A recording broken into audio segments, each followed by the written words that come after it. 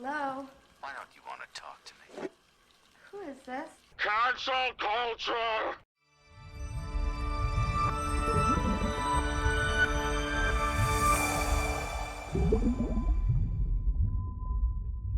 Hey there all you gals, gents, and peeps, this is Axolotl Aristotle, and today I wanted to discuss the former leading actress of the recent Scream movies, Melissa Barrera. She was recently fired from Spyglass Studios for supposed anti-Semitic comments she had made on social media. Except Barrera wasn't being anti-Semitic. She was advocating for Palestinians. Not Hamas, Palestinians. According to Verity, one of the main posts that influenced Spyglass was a tweet by Barrera stating, "Western media only shows the Israeli side. Why do they do that? I will let you deduce for yourself."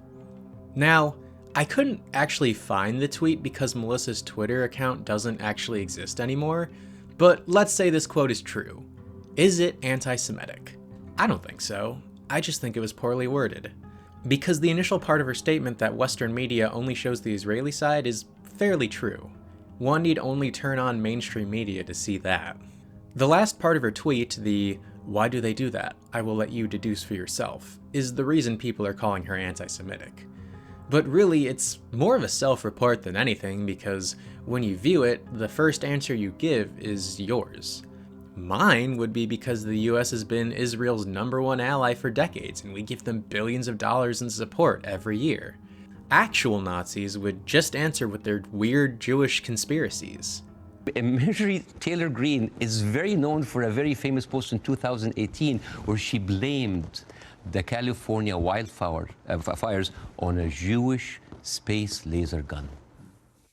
Now, you did, didn't you? Because I've read that post. I went and got it, and I read it. November 17, 2018, you posted a long thing on Facebook that was just complete gobbledygook. I mean, you made out that the Rothschilds and I talk about Jewish space lasers do you admit in that my that book was a because lunatic? that's something I never said. Something I never said. I wonder why the IDF hasn't used tactical laser strikes yet. Her Instagram, however, is still online and gives a completely different story. The only post discussing the conflict is the following. "Compassion must prevail. Dear President Biden, we come together as artists and advocates, but most importantly as human beings witnessing the devastating loss of lives and unfolding horrors in Israel and Palestine. We urge your administration and all world leaders to honor all of the lives in the Holy Land and call for and facilitate a ceasefire without delay, an end to the bombing of Gaza and the safe release of hostages. We refuse to tell future generations the story of our silence, that we stood by and did nothing. History is watching." It then goes on to list the names of those who have signed and supported the petition. Seeing this, I can't help but notice that Barrera is also supportive of the innocent Israelis who are suffering from the conflict as well. At numerous points, she calls to honor the lives on both sides and stop the horror on both sides, freeing hostages from both sides. If she was anti-Semitic, why would she want both sides to benefit? Spyglass then defended their choice by telling Verity, "Spyglass's stance is unequivocally clear. We have zero tolerance for anti-Semitism or the incitement of hate in any form, including false references to genocide, ethnic cleansing, Holocaust distortion, or anything that flagrantly crosses the line into hate speech."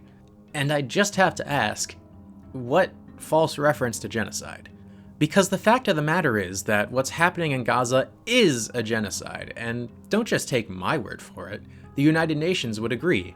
You know, the organization that made genocide a crime under international law. I'm just going to quickly bring up some facts about what's happening in Gaza just so you all can get a better picture of why the UN said that what's happening is a genocide. Israel cut off food, water, and fuel to Gaza for almost 3 weeks. They started letting in limited amounts of relief now, but in the initial stages refused to allow any fuel in. Did you know that humans need food and water to live? That patients in hospitals need fuel for the machines keeping them alive? That fuel is used to cook food and make water drinkable? Israel has also used white phosphorus against civilians. That's a pretty big war crime. The National describes the effects of white phosphorus as the following. It can severely burn people and structures, White phosphorus can cause deep thermal and chemical burns to human skin. HRW said even relatively minor burns from white phosphorus can be fatal. Survivors often have extensive scarring which tightens muscle tissue and lifelong physical disabilities. There are also people in the Israeli government who literally want to drop nukes on Gaza. Sure, the official policy of the Israeli government isn't to drop nukes. Sure, he was kicked out of Netanyahu's cabinet, but it's pretty fucked up that Israeli politicians feel comfortable saying, yeah, I'd nuke them given the chance, in public. Or at all, really. Now, it's important to note that, according to the UN, 50% of the total population of Gaza are children. That's who Israel is doing all of these war crimes to. Children. And sure, they say they're only targeting Hamas, but the death toll doesn't lie. The Secretary General of the UN has stated, "What is clear is that we have had in a few weeks thousands of children killed. This is what matters. We are witnessing a killing of civilians that is unparalleled and unprecedented in any conflict since I have been Secretary General."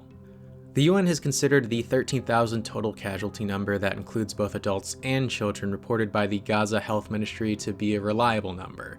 But if you don't want to see that number rise, I have some good news for you.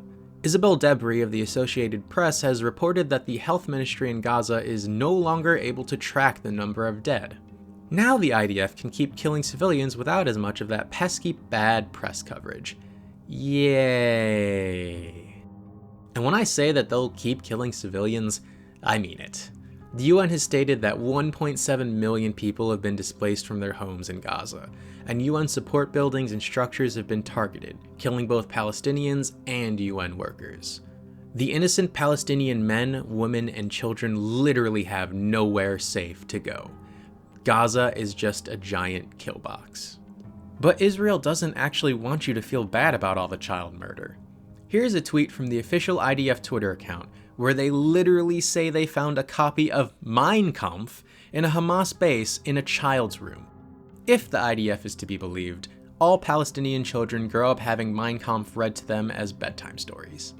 Mein Kampf is bad and was used to help commit a genocide, so we should stop complaining and let Israel commit a genocide too.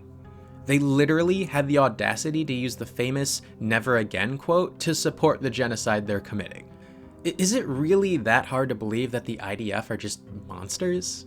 Now, there's also a double standard when it comes to speaking out for Israel versus speaking out for Palestine. I'd like to introduce you all to Republican Representative Max Miller. Obviously, this isn't really a one-to-one. Melissa Barrera is an actor with power over no one, and Miller is a politician who has power over policies that not only impact our country, but other countries around the world, like Israel and Gaza. Recently, Mr. Miller went on Fox News to give his thoughts on the conflict. This is what he had to say. Rashida Tlaib has I don't even want to call it the Palestinian flag because they're not a state, they're a territory that's about to probably get eviscerated and go away here shortly, as we're going to turn that into a parking lot. Was he called Islamophobic for his comments? No. Was he censured or fired from Congress? No. He's still there, still supporting Israel, and is probably daydreaming about the genocide of Palestinians this very moment. Whereas Barrera simply pointed out Western media bias and called for an end to all the bombings and suffering, and not only was she fired, but also slandered as an anti-Semite. Absolutely disgusting. Anyways, to bring all of this back, Melissa's situation is an important microcosm of what's happening in Gaza, because what's happening there is urgent, destructive, and disgusting. I give my full support to all the innocent Palestinians who are suffering and being slaughtered by the IDF, as well as to any innocent Israelis who are suffering from the conflict as well. If you enjoyed the video, please don't forget to like, subscribe, and comment, and I'll see all you gals, gents, and peeps in the next vid.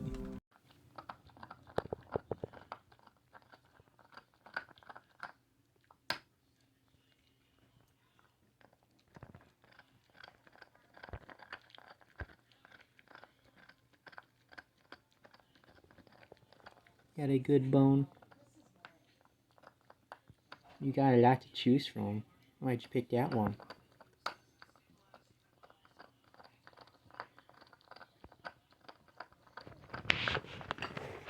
Did you want a bone?